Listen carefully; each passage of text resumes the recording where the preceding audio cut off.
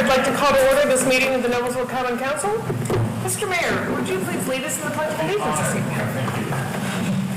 I pledge allegiance to the flag of the United States of America and to the republic for which it stands, one nation, under God, indivisible, with liberty and justice for all. Two council members who are coming in. Stand right behind me, sorry. They're out there. Oh, wait just a moment. Kevin, not maybe they took you for a ride. For Miss Lees to do the roll call. You can talk slow.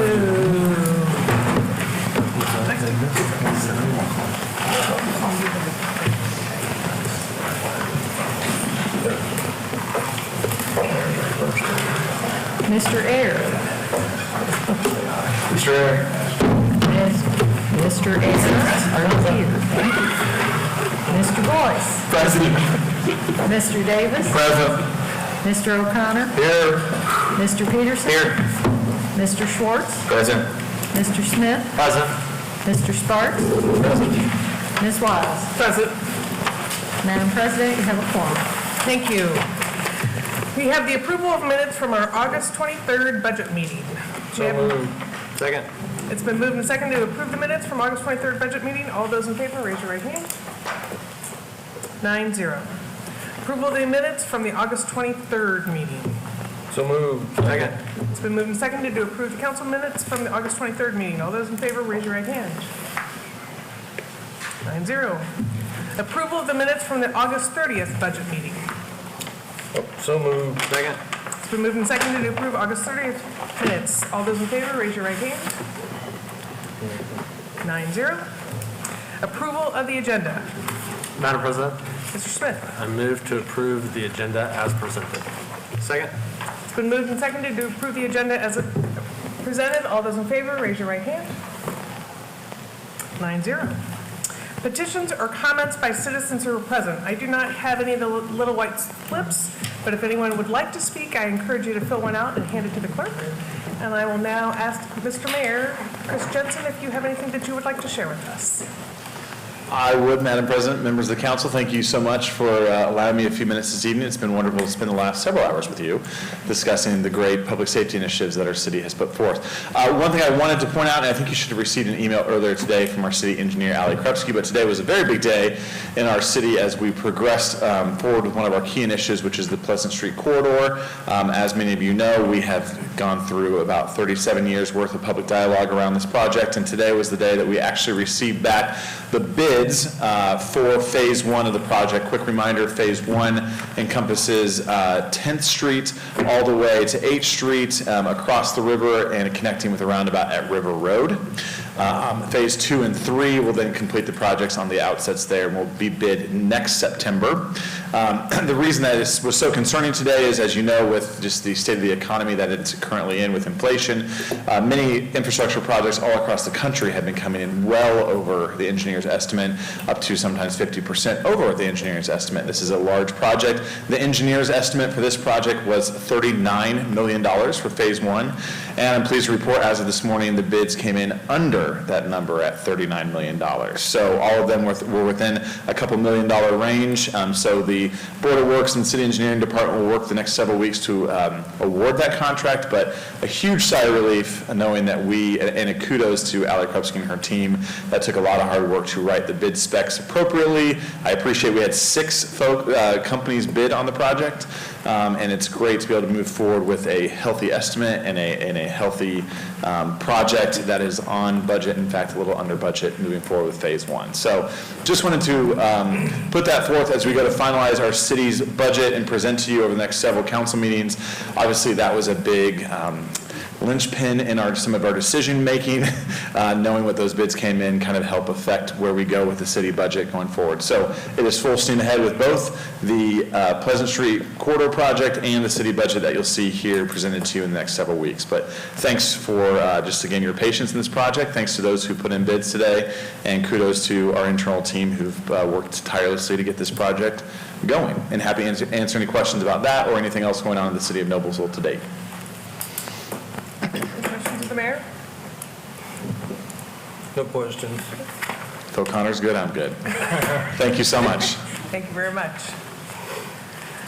Our first item, council committee reports. The roads committee. Mr. Boyce. Thank you, Madam President. The mayor just took most of the wind out of my sails because I was first going to talk about was the Pleasant Street bids, but I'm very happy to say they came in under what we had projected, as the mayor said. So that's excellent news for all of us. We did have a meeting on September 2nd. Mr. Greg O'Connor and myself were present, and there were a number of things we talked about, just hitting some of the highlights. 146th Street, the intersection lighting, it is still being in the current it is still being completed, as we speak right now. The projected completion is going to be in November. We talked quite a bit about the different roundabouts that are going on, talked a lot about the one right in front of Riverview Hospital right now. It seems like traffic, knock on wood, has been going better than what we had anticipated with all of the construction. I know it's a pain for everyone. Please, it should be a lot better once we get that through. The other roundabouts around there, just so everyone knows, the State Road 38 and Oakmont Whitcomb Ridge roundabout. Bid letting has now been rescheduled to September of 2022 with an expected fall 2023 completion in 2024. The roundabout at Logan Street and 38, construction is planned for that on 2024 also. And then the added travel lanes onto State Road 32, which is going to be big in my household. Construction is anticipated on 2025 and 2026. And then I think that was the main things that we hit on, but I'm happy to answer any questions if anyone has any. But those were the main things, unless Greg has anything he wanted to add. No, I think there were 8 pages of things that we went through, so needless to say, there's a lot of activity from a roads infrastructure standpoint and more to come, so. A lot of traffic. Patience with the orange cones, folks. Absolutely. Just be careful. Should be really nice when it's all complete. Wonderful. Thank you very much. Thank you. Parks reports. Thank you, Madam President. Merck's board met September 7th. Didn't have much on the agenda, no new business or old business, but a couple of highlights that was discussed. We got 2 more concerts at Federal Commons, one this Saturday, one September 24th. Brandon Bennett did discuss about looking into getting new playground equipment at Forest Park. So that's in the works. As far as golf goes, they're still seeing extraordinary numbers and strong attendance. That's pretty much it. Okay. Any questions, Mr. Schwartz? We'll move on to the Finance Committee. Mr. Davis. Thank you, Madam President. We met September 8th. Greg O'Connor, Darren Peterson, Aaron Smith, and myself. Jess Spalding discussed city code revision, a change of funding source for Downtown Development Fund. He also discussed the fiscal action for an additional appropriation for technical correction for a bond payment on the Oleo Road bonds of 2020. Matt Light discussed with us a fiscal action appropriation transfer for outside legal services. And it was a quick meeting. That and the claims come to the council was a favorable recommendation. Thank you very much. Any questions of Mr. Davis? Madam President, I'd move to approve the claims as submitted. Second. It has been moved and seconded to approve the claims as submitted. All those in favor, raise your right hand. 9-0. Miscellaneous number 1, council to hear a report from Noblesville Main Street and its executive director, Kate Baker.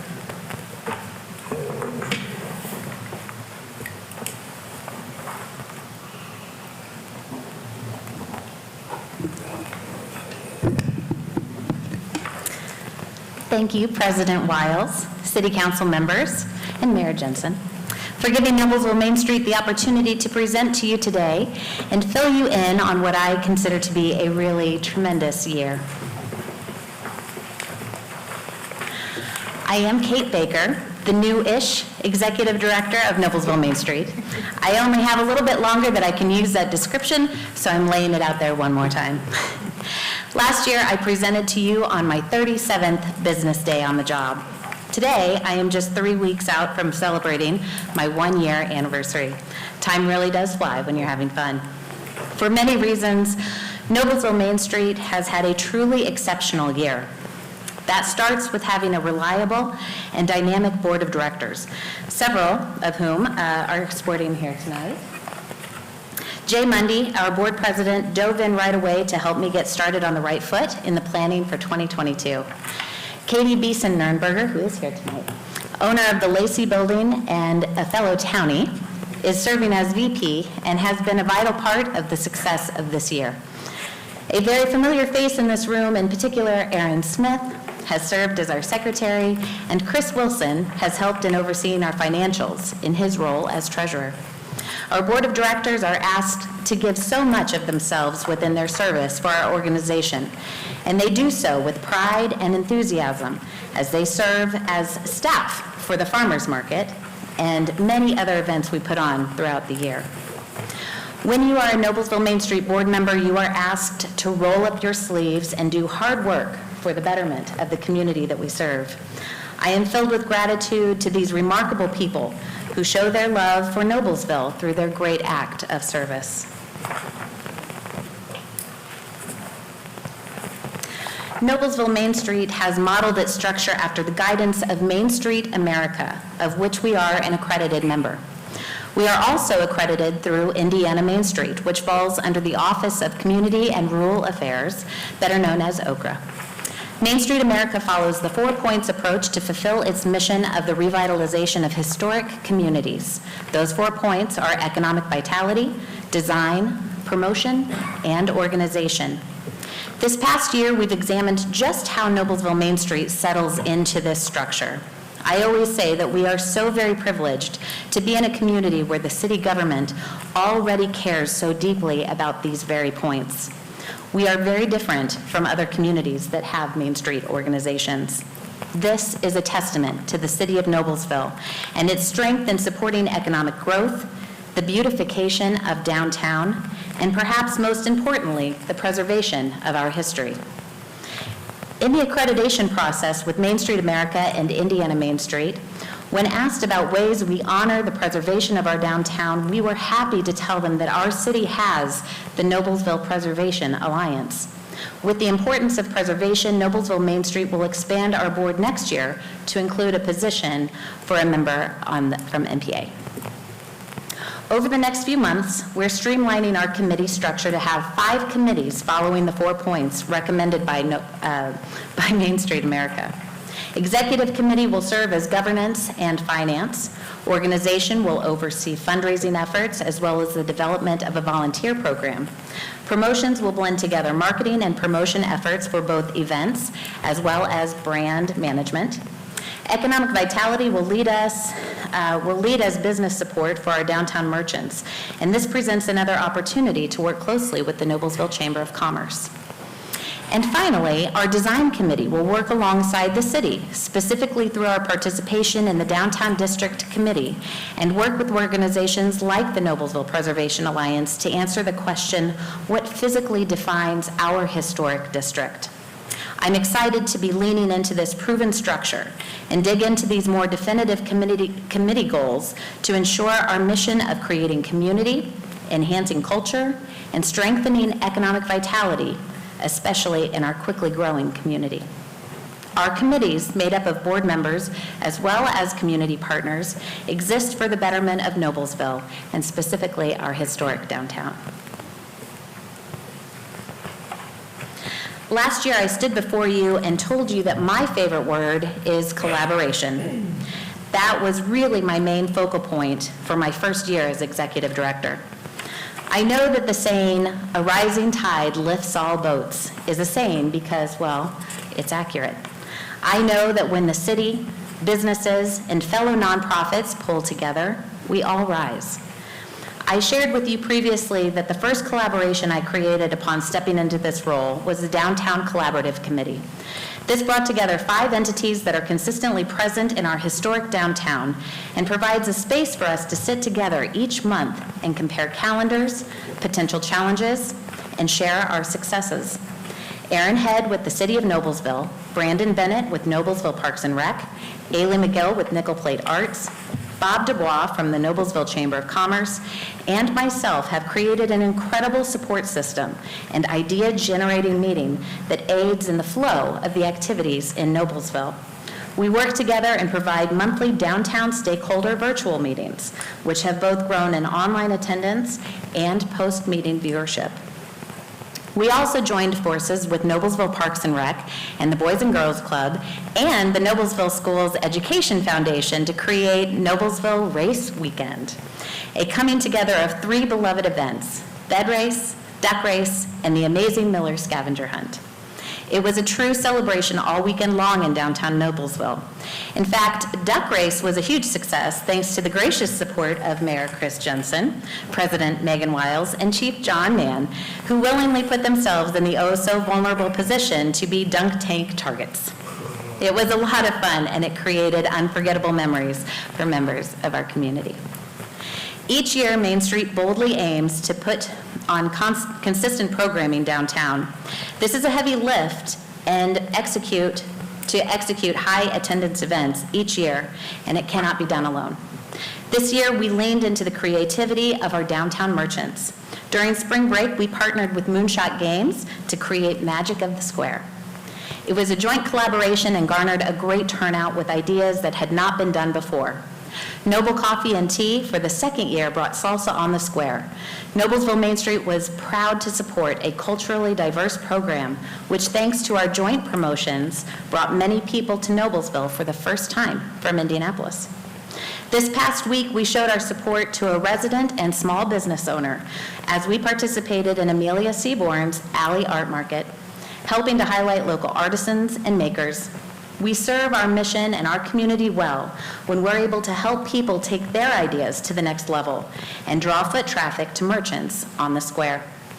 This market in particular is special because it beautifully showcases the revitalized alley that the city funded between Connor Street and Maple Avenue just behind Huntington Bank.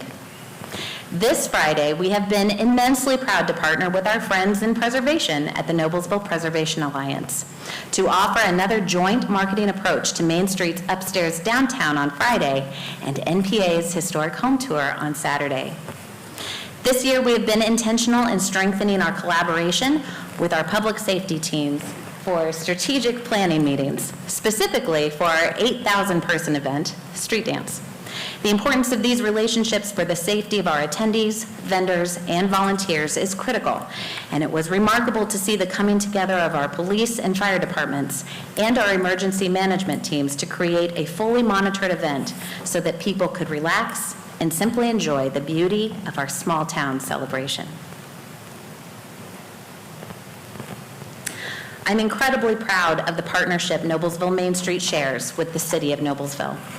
Without the support from the city, it would be nearly impossible for Noblesville Main Street to exist. We were provided $21,000 in financial support and more than $64,000 in in-kind support. We cannot say thank you enough for the use of our beautiful office space on Connor Street, the use of Federal Hill Commons for our 24 weeks of the Noblesville Main Street Farmers Market, and the invaluable help and countless hours provided by our police, fire, and street departments. You graciously appointed Patty Johnson, Street Department Commissioner, to serve on our board of directors, and I am so incredibly grateful for her time, expertise, and personal volunteer hours. Your funding allows us to continue growing, being a support to our downtown businesses, and the ability to reach more and more people within and beyond the Noblesville community. Your funding sets a foundation for other funders to step up to. This year, Adson Franco of Mateo's approached me to say, how can we help? He offered to host a fundraiser for our organization. It was a beneficial fundraiser, but it was also a fun-filled, warm-spirited coming together of the community. Because of the city's funding, I was able to offer a merchant support program. 15 of our downtown area businesses also invested in Noblesville Main Street to gain a little extra promotion, confirm their involvement in our programs, and gain visibility by their association with our organization. We are able to provide this extra support because you offer Main Street your extra support. It's a domino effect that has great benefit to all. In fact, this cultivation of hometown spirit led way to the participation of 34 downtown merchants and restaurants in our most recent First Friday Chocolate Trail. 9 restaurants participated in the cocktail contest, and the majority of our downtown shops were inviting shoppers into their doors until 9 p.m. Noblesville was buzzing. It is because of this trickle effect through your funding that we are able to bring on Lindsay McVeigh to guide our strategic marketing plan. With the constant highlights of our unique and creative downtown businesses, our social media platforms have grown in followers and continue to rise in click rates, shares, and viewership. It all started with the city's belief in us through financial and in-kind support. Noblesville Main Street is beyond grateful for all of the support from the city of Noblesville.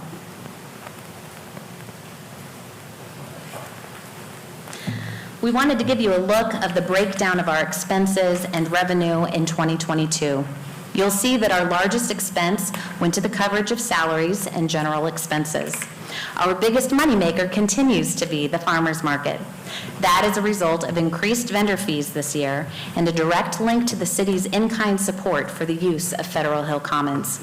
This has allowed us to bring on Maggie Williams as our market manager, who has taken on a huge task as the management of the market from April through October. We are steadily gaining our footing through donations and sponsorships, which again, it is with the city's support that we are able to leverage those asks with the foundation of your funding.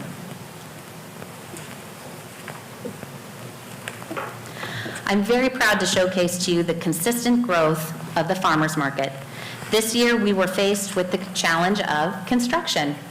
Rumblings on social media caused some anxiety for attendees as they were uncertain of the parking and accessibility of the market. Working in tandem with the city and Old Town Construction, we were able to deliver clear communications to both attendees and vendors. We've had a steady attendance throughout the market and continue to have more than 100 vendors each week. I'm also proud to tell you that all of the focus areas I highlighted for you last year are all in progress. For 2023, we want to continue strengthening these relationships, increasing our communication, not only Noblesville Main Street to merchant, but also merchant to merchant. This year, our marketing committee designed Main Street Mixers, a privately funded social gathering intended to inform guests about Main Street and allow for a place for merchants to mingle and share ideas. This is a work in progress, and I'm looking forward to shaping it throughout 2023. But wait, there's more. The year is not done yet. We are looking forward to all of the holiday celebrations headed our way. We hope to see you all at the next First Friday on October 7th as we celebrate Fall Fest with the return of the Soup Cook-Off. That is another wonderful partnership we've rekindled with the Lions Club, and we hope that you'll join us for all the upcoming festivities. As I've said many times before, without partnerships, Noblesville Main Street just doesn't exist. Along with the generous support from the City of Noblesville, we've been fortunate to gain support from a few incredible businesses, such as Peterson Architecture, Community First Bank of Indiana, Duke Energy, Riverview Health, Reynolds Farm Equipment, Gordon Family of Companies, Gordon Insurance Partners, Adler Attorneys, Renewal by Anderson, Crone and Associates, who's here tonight, Mr. Crone, the Lacey Arts Building, Gordon Food Services, and Alexander's on the Square. Our list of sponsors continues to grow, and that means a lot to the future of Noblesville Main Street. I cannot thank you enough for your support, especially as I continue to further my role here at Noblesville Main Street. This organization represents everything that I love about the city that raised me. I will continue striving to be the best steward of this organization with the hopes of elevating our incredible city as we move to be the 9th largest city in Indiana, right, Chris? Thank you for your time today. Thank you very much.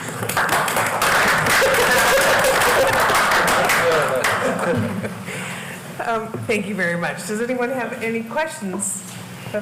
Ms. Baker. Mr. O'Connor? I had one. Kate, I'm looking at this, and the revenues for '22, those are year-to-date, right? To date, that's right. That's right. So the year's not these done just numbers yet. are phenomenal. We're working on it. We're working on it. 51 to 65, and you still have a quarter to go. That's So, right. you and the board and everyone else concerned has done a whale of a job. And it just shows how vibrant downtown Noblesville is, and will continue to grow. And as projects come online, I think it's just going to be a phenomenal opportunity. But thanks for all your work. Thank you. Thank you so much. We'll keep working at it. Thank you. Any other Well- questions? Madam Oh. President, can I chime in real quick? Mayor. I just want to say, and it goes without saying, but Kate Baker and her team have not once pushed back in the midst of all the construction and progress we have in downtown. She's never not seen it as an opportunity to make something better. And they are just the true definition of a city partner and do so much for us. So I just want to say thanks to Kate and her team, because they make us look good every single weekend and week, and I'm just so proud of them. So thank you, Kate. That's a two-way street. Yes. Thank you so much. Thank you, everyone. Thank you very much. Great. All right, we will move on to previously discussed ordinances. Council to consider ordinance number 53-08-22, an ordinance approving additional appropriations in the general fund for outside legal services. Mr. Spalding. Madam President, members of the council, Jeff Spalding, CFO, and this item, as indicated, is on for second reading, so you heard about it a little bit at the last council meeting cycle, and it is a part one of a two-part set of actions addressing a funding need for outside legal services, as it describes here. And this part is an additional appropriation from the general fund. The other part is later on the agenda, which is a transfer of appropriations within existing budgets. Total amount, $285,000 between the two. And it really represents a kind of a two-pronged factor. First, the city's legal department or law department is a fairly new creation.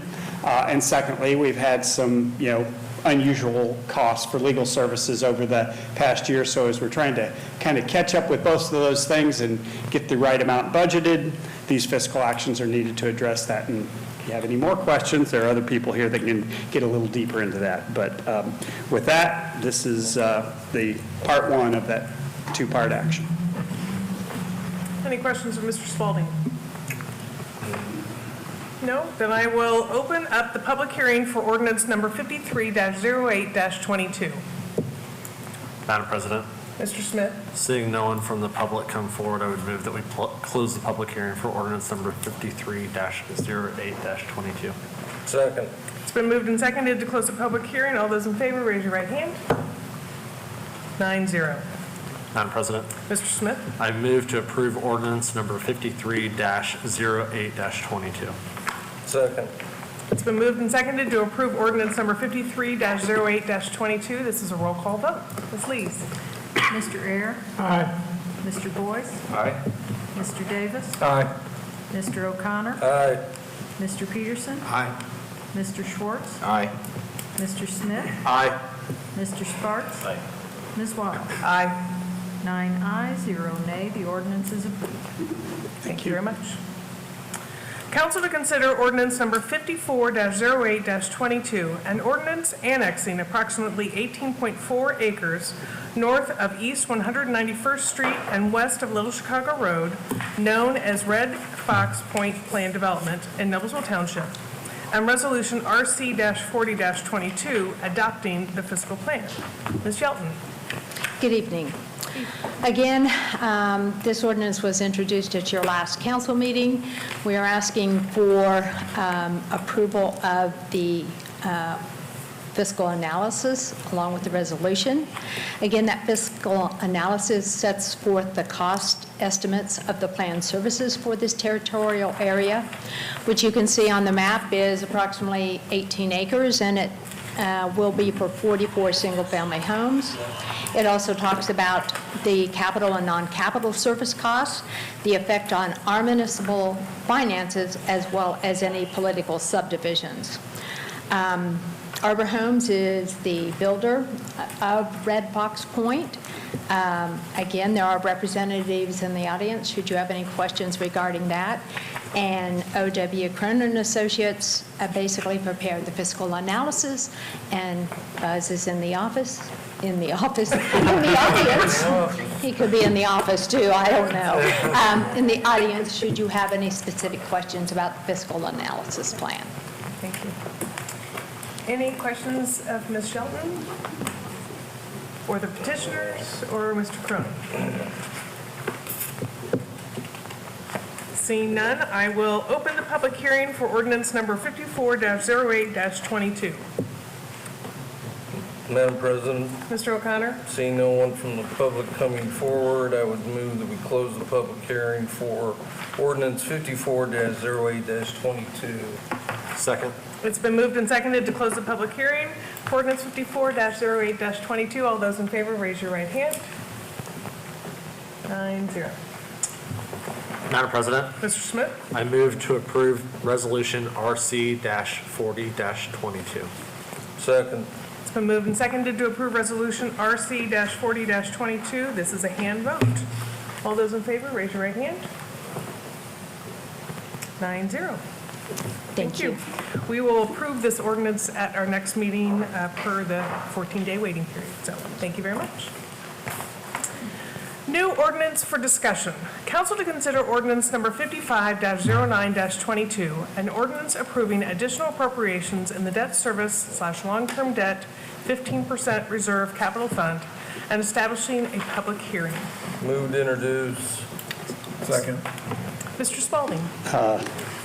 Hello again, everybody. Jeff Spalding, CFO. And, actually, I guess a couple things go together.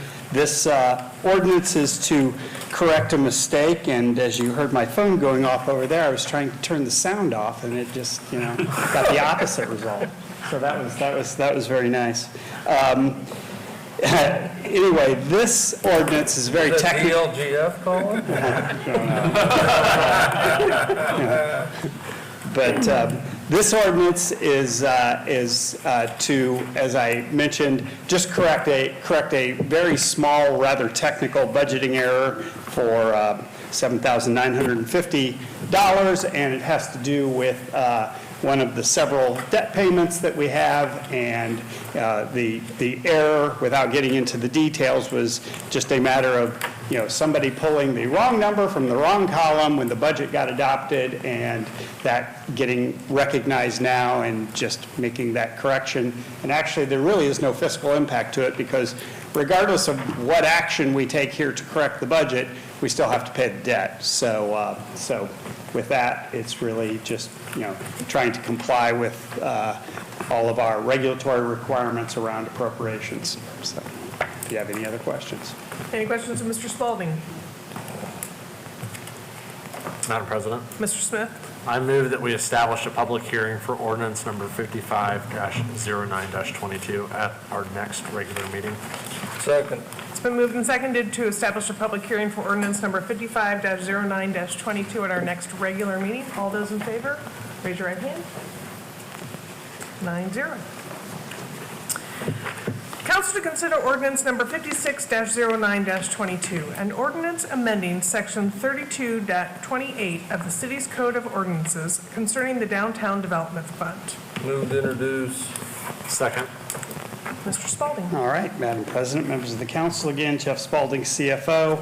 Again, somewhat technical item, but really with a little more substance than that, and it has kind of a nice tie-in to the discussion about downtown presented earlier, and our interest in keeping that a attractive place for events. And one of the things that's established in city code is a downtown development fund, and to date, since that fund was established in code, it has been funded by an allocation of our local income tax distribution that we receive every year.